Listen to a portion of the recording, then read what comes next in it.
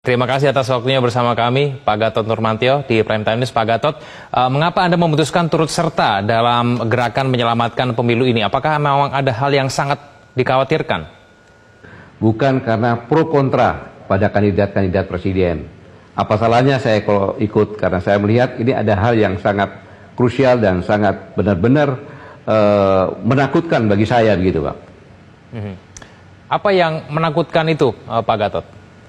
Begini, Bung, hasil survei dari generasi muda ITSMI itu menyatakan bahwa kalau pemilu curang dan intervensi dari lembaga-lembaga negara seperti KPU, Bawaslu, aparatur negara, aparatur pemerintah, TNI Polri, maka di Sumatera dari hasil survei dari hasil survei 90,4% mengatakan akan terjadi disintegrasi bangsa, dan survei lagi menyatakan 82,5% itu mereka akan menarik mandat atau merdeka, karena mereka mengatakan bahwa kami ini memberikan mandat kepada Indonesia untuk menjadi satuan yang besar, bukan untuk satu keluarga, begitu, Bung.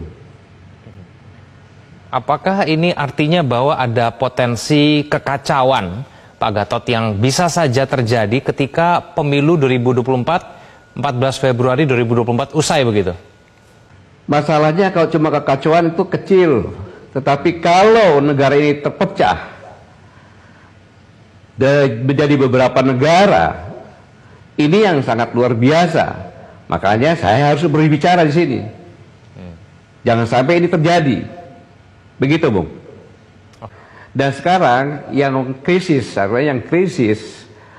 di negara ini adalah ada upaya-upaya atau indikasi atau dari hasil survei yang berakibat disintegrasi bangsa, dan beberapa daerah di Sumatera akan menyatakan merdeka atau lepas mengambil mandatnya. Ini yang sangat-sangat berbahaya, yang saya harap semua anak negeri mempunyai perhatian kepada ini. Kalau itu dilakukan, terjadi intervensi, cawe-cawe, kecurangan yang dilakukan oleh pemerintah, aparatur pemerintah, KPU, Bawaslu, TNI, dan Polri. Untuk itu, maka agar negara ini selamat, kita semua anak bangsa, semuanya harus sadar bahwa pemilik sah negeri ini adalah seluruh rakyat Indonesia. Dan seluruh rakyat Indonesia itu ada DNA patriot dan kesatria, karena yang memerdekakan negeri ini adalah nenek kita semuanya, kakek-kakek kita semuanya, orang tua kita semuanya, dan merebut kemerdekaan bukan diberikan saja.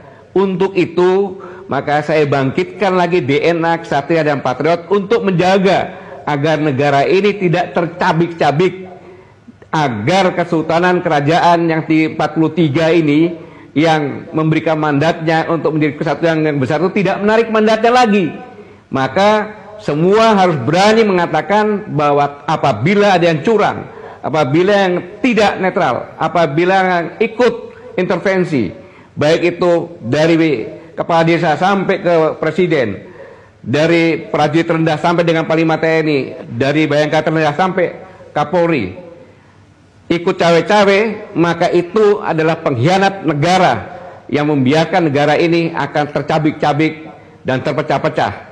Itulah yang harus kita sama-sama bangkit. Maka katakan, mari kita bentuk posko siaga, Indonesia Siaga, di mana kita semuanya bersama-sama, semuanya termasuk kepala desa, Babinsa, Babin Kaptipmas, semuanya bersama-sama menjaga dan melihat jangan sampai ada kecurangan. Begitu, Bang. Pak Gatot, apakah memang keadaan seperti tidak netral, cawe-cawe, apakah memang hal-hal itu yang terjadi pada saat ini? Dan kemudian apa indikasinya sehingga kemudian Pak Gatot yakin bahwa ada potensi perpecahan di negara kita nanti pasca pemilu kalau ini dibiarkan berlanjut begitu? Bang, ini sudah terlihat di depan mata, mulai dari undang-undang yang mengatakan bahwa kan undang-undang bahwa pejabat publik, bupati, wali kota, gubernur dipilih secara langsung. Tapi ini PJ bisa sampai 2 tahun. Dan kemudian sekarang ini 50% lebih adalah baik gubernur, wali kota itu adalah PJ. Apa maksudnya? Ini adalah strategi untuk supaya bisa mengendalikan.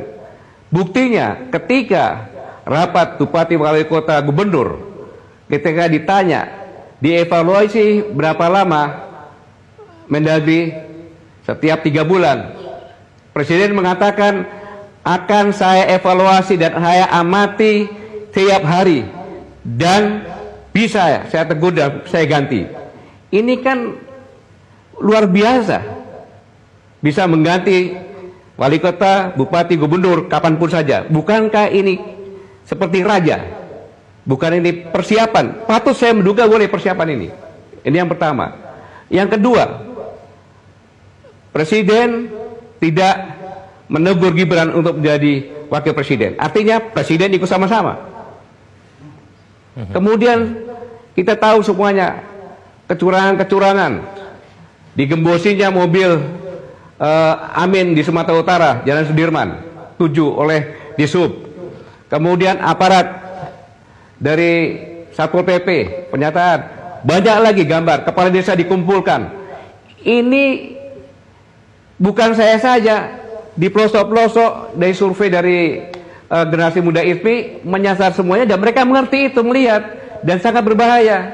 Bahkan dunia internasional mengatakan untuk mengetahui hasil pemilu di Somalia itu perlu waktu 20-30 hari, di Amerika 2-3 hari, yang paling efektif Indonesia 1 bulan sebelumnya udah tahu. Ini anekdot di luar negeri loh. Inilah yang sama-sama saya mengajak sebagai anak negeri yang bertanggung jawab, pemilik negeri ini, kita bersama-sama siaga agar ini jangan terjadi dan negeri ini bisa melakukan pemilu dengan jujur, adil, luber, dan tidak terjadi apapun juga.